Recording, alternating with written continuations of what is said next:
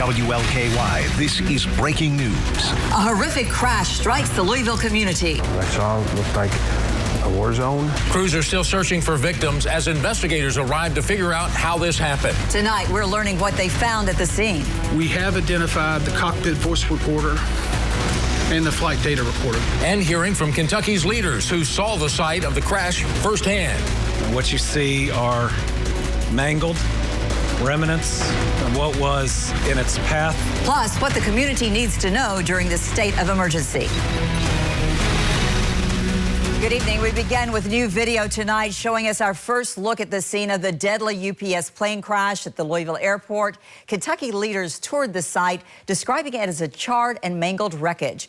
We now know 12 people are dead, with still more unaccounted for. Just in, UPS's Worldport operations will resume tonight with the goal of returning to normal flight operations tomorrow morning. Our WLKY team is live tonight following these breaking developments and the aftermath of the crash. Rick is at the airport. Rick, you have more on the reopening tonight.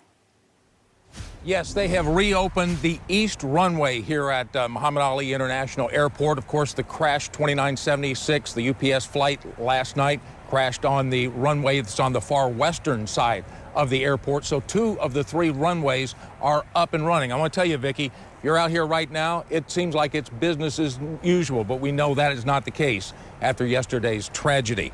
Investigators are on scene. 28 members of the NTSB are here piecing together. They're in this early stages, just trying to gather all the debris from the plane that went down.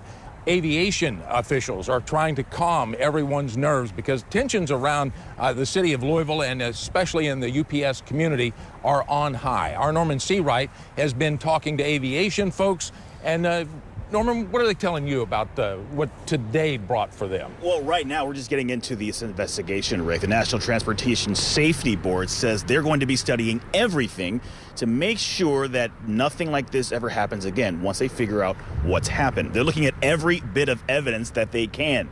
Debris, video that shows an engine detaching from the left wing, and they're studying that along with records about crew members, the aircraft and its maintenance, and the flight data recorder, also called a black box. While they do that, the Independent Pilots Association, which represents UPS's pilots, is offering support to the crew members' families along with other union members who are trying to process and cope with this tragedy. We have a mantra that used to be in front of our training facility, and it's from tragedy we draw knowledge to improve the safety for all. And so for every tragedy we've had, we draw more knowledge and we try to learn from that. And we hope that we don't repeat the same mistakes. So in this case, I'm sure we're going to learn some new things. We're going to make some recommendations and some findings. What they are yet, we do not know. But I would say a freighter that's fully loaded, that's going to Honolulu, is going to have a large amount of fuel. And that obviously was part of the post-accident response. It was a tough night. It's been a hard day. There'll be more hard days ahead. Words just don't describe what it's like having to make that kind of contact, those kind of phone calls, to loved ones of somebody who's involved in an accident. And it's never fun under any circumstance. It's tough. It's a tough thing to do. And I have spoken to all 3 of the spouses of the pilots, our pilots who were on that aircraft. So the IPA president says that both the union and UPS are offering that support to those crew members' families and to the broader community of pilots that they employ and that they serve. Meanwhile, the NTSB says they're going to spend at least a week here investigating. And Rick, obviously a very challenging time for everyone here. Yes, and of course it takes them along. They're not going to do a preliminary report. They're going to wait till it's completely done. And sometimes that can take a year or 2. Business as usual. UPS, everybody is on back trying to get back to normal as best they can. Yes, correct? And some of the sorting operations have already started to come back online here. And we could see some of the activity behind us as you and I were getting set up here. So they're trying to get back to some form of normalcy. Well, today, city, state leaders got a look at the devastation that was left behind by yesterday's crash firsthand. Our Jamie Mays is inside the airport. And Jamie, I was touched by the governor and the mayor and the congressman, Morgan McGarvey. They likened it to a war zone, correct? That's right, Rick. It was a scene that Governor Andy Beshear described as violent. Officials released video showing the damage and destruction which was left behind, and it's truly heartbreaking. Mayor Craig Greenberg, along with Congressman Morgan McGarvey, were with Governor Andy Beshear at the site of that crash today. They say the area the plane hit was destroyed. Remnants of what was in the path were burnt and blackened. There were piles of rubble, destroyed cars, and lots of burnt metal in the wreckage. Beshear said they are now moving from rescue to recovery mode as they don't expect to find anyone else alive. Congressman Morgan McGarvey described how overwhelming walking through this crash site today was. The skies over Louisville looked apocalyptic last night. People scared all over our community. Debris falling, ash falling, people sheltering in place. My family, one of those families. But what the three of us just went and witnessed at the site, it's like a scene out of a Terminator movie.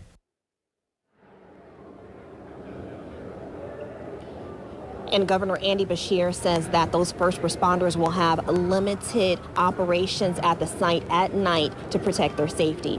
Back to you, Rick. All right, thank you so much, Jamie. Now, to honor those 12 lives so far that we know have died, along with others who have been impacted, Teamsters Local 89, which represents mainly those in the transportation and warehousing industries, is hosting a candlelight vigil at 5 tomorrow night. It's at their Union Hall on Taylor Boulevard. All members of the community are encouraged to attend this, and it is going to probably be very emotional for sure. All right, we'll continue to track things here at the airport tonight, but for now, let's go back to Vicki in the newsroom and report on those in the hospital. Correct, Vic? Thanks, Rick. At last check, 2 patients are still in critical condition at the hospital tonight. They're among the 15 people who were treated at several U of L health facilities. Doctors we spoke with say treating the injuries will take some time. Patients that suffer blast injuries, the biggest problem we have with blast injuries is it's basically like a car accident, is that multiple areas can be injured all at the same time. You contrast that, for example, from a shrapnel injury, which would be more like a bullet wound or a stab wound, where you can identify, what's actually injured based upon some external signs that you see. Burns are obviously a completely different beast. Burns can take a long time. For care, they usually take a lot of skin grafting and other things, but it can be a very long time depending on how severely someone might be burned or what's going on with them.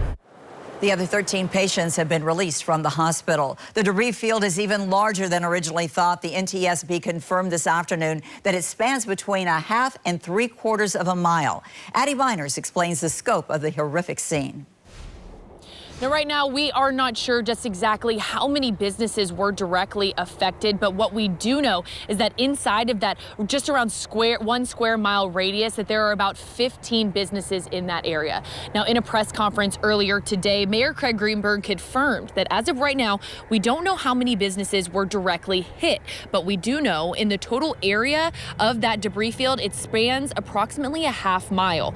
Now, officials confirm that the debris field is from Crittenden Drive to the north to just south on Melton Avenue, Grade Lane on the west, and Hawkins Avenue to the east. Now, as you can see from WLKY News Chopper, crews are out on scene. They've been surveying the damage all day long and checking it out. I spoke with Metro Emergency Services earlier today, who told me they don't know yet how many acres of land were burned up directly as a result of this crash, but they're working to determine that within the 1/2 mile that was directly impacted. They say it's more than likely going to be a couple of days before they are able to get us that answer. Now, where we are right now, this is Outer Loop in Grade Lane, and as you can see behind me, we've got police lights here. That's because they have police blocking off Grade Lane. We've got some crews that have been going in and out all day long as we have been camped out here, so that is all that can get through here on Grade Lane. From Outer Loop, Grade Lane is blocked off, and then also Fern Valley Road on the other side. That is where Grade Lane is completely blocked off. You can only get there if you are an emergency crew member and have a reason to be there. So I did ask Metro Emergency Services exactly when they think Grade Lane is going to be back open again, and I have not yet heard a response. From Outer Loop and Grade Lane, I'm Addie Miners, WLKY News. Grade A auto parts sustained catastrophic damage from the crash after a massive fire obliterated the company's scrap house. Now, we're told 3 employees believed to have been on site when the plane crashed are still unaccounted for tonight. The company's CEO toured the property today. It all looked like a war zone. What I saw and what I smelled and what I felt was still heat and smoke and oil and burning, and knowing that they told us there were still bodies there that were unidentifiable. Grade A is working with law enforcement to identify those bodies. We're following more breaking news tonight from South Louisville. Police are investigating a deadly shooting along Manslick Road. Officers arrived to a house there and find a man with gunshot wounds. He was pronounced dead at the scene. Police say there are no known suspects. Stick around. Our team coverage of the UPS plane crash continues on the other side of the break.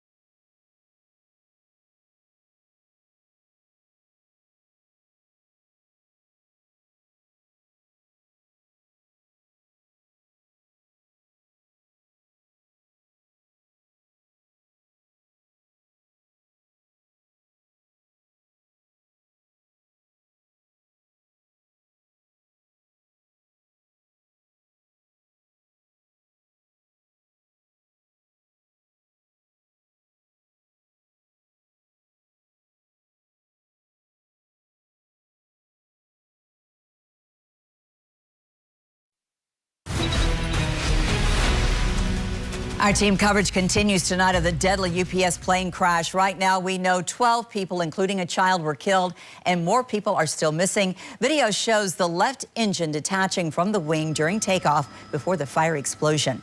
The NTSB is at the scene gathering evidence to figure out what exactly happened. Today, officials announced they found the black box at the crash site. Rick is at the airport this evening. He joins us now live. Rick? Yeah, Vicki, standing out here tonight, the wind is blowing. It's extremely strong. There is no smell of chemicals in the air. That was not the case last night here at the airport. As for folks in the neighborhood that surround the airport, well, in the neighborhood around here, it wasn't just smoke that filled the air. Several residents reported finding debris in their yard, including charred papers that may have come from the plane. The documents showed financial paperwork, with some listing Hawaii, the destination of that UPS plane.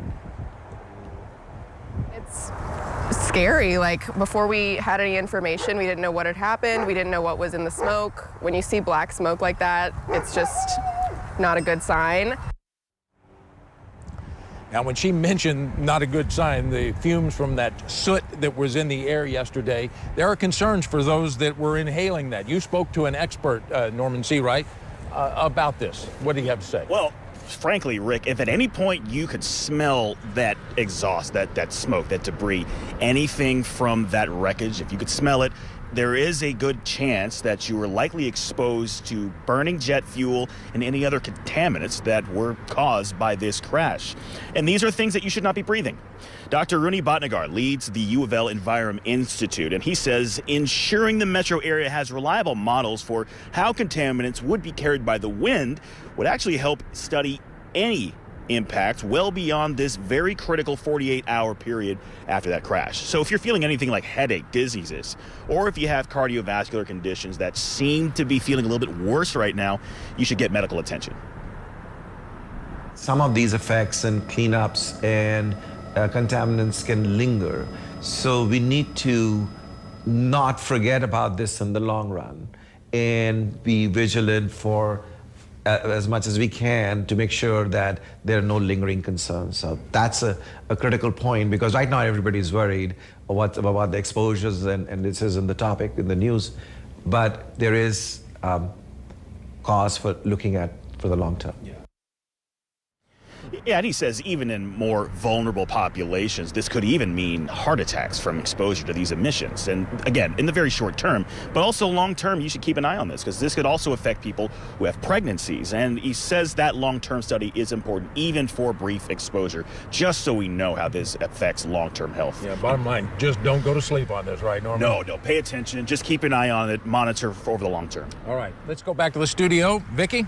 All right, thank you, Rick. Now, if there's a silver lining in this, it could be from the weather department, because the weather was so nice today, it did not impede the investigation or the recovery efforts out there at the airport. Yeah, it was beautiful out there, mild, temperatures got into the 70s, and it was breezy to help mix up that smoke and kind of push it away from us. So air quality's improved drastically today, and the good news is we're gonna have another nice day tomorrow, just a little bit cooler, and then we got some impact weather that'll be heading our way Friday and on into the weekend. So for our Friday, we are gonna be looking at some widely scattered showers. Maybe just a few of us get some brief rain around lunchtime, but by the evening we should be drying up. Then another round of a few light showers could get in near Saturday night. Behind that, it turns much cooler, and by Sunday night into Monday morning, even a few flurries could be possible across the area. So we're going to go through a whiplash of temperatures over the weekend, as well as some much cooler Canadian air is on its way. Now, we do have a front moving through the area here right now. That's what created those windier conditions today. Behind it, high pressure, that's going to give us another beautiful day tomorrow, and slightly cooler temperatures with more of a northerly breeze. And then we're watching this next system now beginning to push into the northwest. This is what's going to bring us a chance for a few showers by Friday. So let's time it all out for you. For the rest of tonight, though, we are going to be clear, no issues out there, and really plenty of sunshine again tomorrow. It does look to be a nice fall day. Temperatures very close to where we should be in the low 60s for afternoon highs. Clouds will begin to move back in late tomorrow night and into Friday morning. So by Friday morning, it's going to be quite cloudy across the area, but we are dry. As we get closer to lunchtime, here comes that next system, and you can see just some light scattered showers pushing in around 12, 1 o'clock in the afternoon, but not a lot. A few spots might even miss out on the rain completely. As the afternoon goes on, a better chance for a few showers and maybe a couple thunderstorms to the far south, closer to the parkways, but by 6, 7 o'clock, all of this is done, and I do think the sky's even clear, so it should be a nice night for a high school playoff football across the region. Then as we get into the weekend, we're going to start off our weekend dry, and overall Saturday should be a pretty nice day. Partly sunny skies. It's going to be warm. We're going to have a southerly breeze, so temperatures back into the upper 60s for highs. But then here comes another system that's going to bring with it the chance for some scattered showers. You can see this is late Saturday night into early Sunday morning, but it's in and out of here. And so by Sunday morning, we're back to dry conditions. But the cold air is going to be moving in. Sunday is going to be drastically cooler. We might not make it out of the 40s for highs on Sunday. And with that cold air moving down and enough moisture, we could even squeeze out a few flurries late Sunday night into Monday morning. So just kind of keep that in mind. And then the cold air sticks around into Monday afternoon. Outside, though, right now, a very pleasant Wednesday night across the area. Clear skies, temperatures still in the upper 50s, so not bad for this time of year. But we will see those temperatures really drop through the night. We'll fall into the low 40s with 30s in the outlying communities. For tomorrow, lots of sunshine. We're into the upper 50s by lunchtime, pushing the 60s for an afternoon high. Again, a few showers Friday. Saturday, not looking too bad. But then Sunday brings that cooler air that lingers into Monday with a few flurries possible before we do warm back up come next Tuesday and Wednesday. Don't go away. We got another update on the UPS plane crash coming up after the break.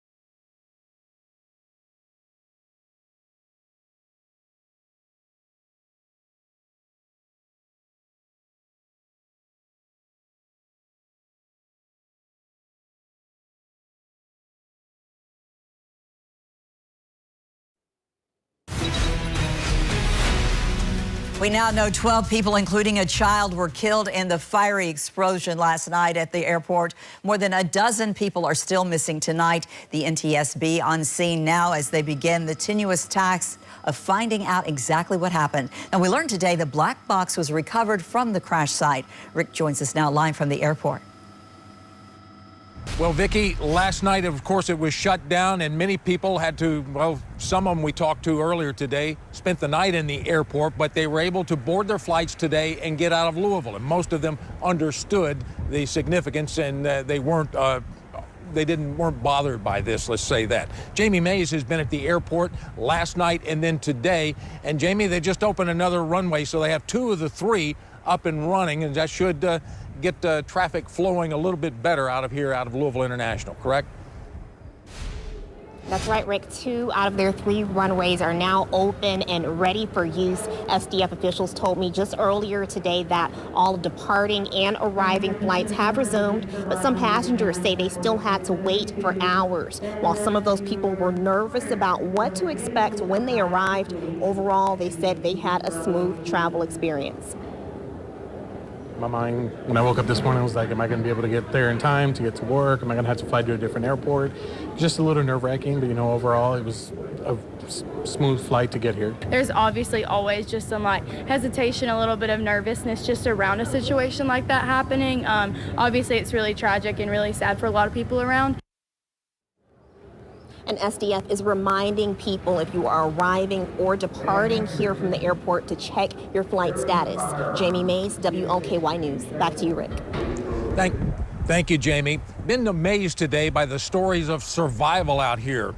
One man, for instance, witnessed the crash from inside the warehouse, the UPS logistics warehouse. Khalil Love works at the logistics warehouse that sits just 500 feet from the end of the runway. He says he was inside when the wing of the plane clipped the building, causing it to shake and lose power. A large hole was cut into the roof by the impact. Love says that he and his co-workers left immediately and were stunned by what they saw. Me personally, I was just kind of like, this is not happening right now. There's no way that something this substantial just happened. But it did. We lived by a very narrow margin, because if they didn't manage to pull up, I think I wouldn't be standing here right now. Khalil says he is not sure when they can return to the building. Right now, they have been told to stay away until further notice. Well, Vicki, back out here live, I can tell you I've seen some UPS planes behind us and a lot of activity at Worldport. 2 of the 3 lanes runways are now back open here at the airport, so they're trying to return to normalcy as best they can. Vicki? Lots changed in 24 hours out there, Rick. Thank you. Surveillance video from a business near the airport shows the moment the UPS cargo plane plowed through the businesses. This is from Kentucky Truck Parts and Service, which sits just off of Grade Lane at Knopp Avenue. You can see how flames and black smoke instantly fill the air as the plane crashes. Employees also captured the moment they walked out of their business and ran for their lives. I sent my cousin to the store to get us some soft drinks. And as soon as he left, we went and washed our hands, walked back into the shop, and was trying to eat something. And all of a sudden, the explosion happened, knocked me, I don't know about him, knocked me out of my foot. And, you know, the next thing we know, we just walk out of our shop. It's like maybe 10 feet. And flames were so bad.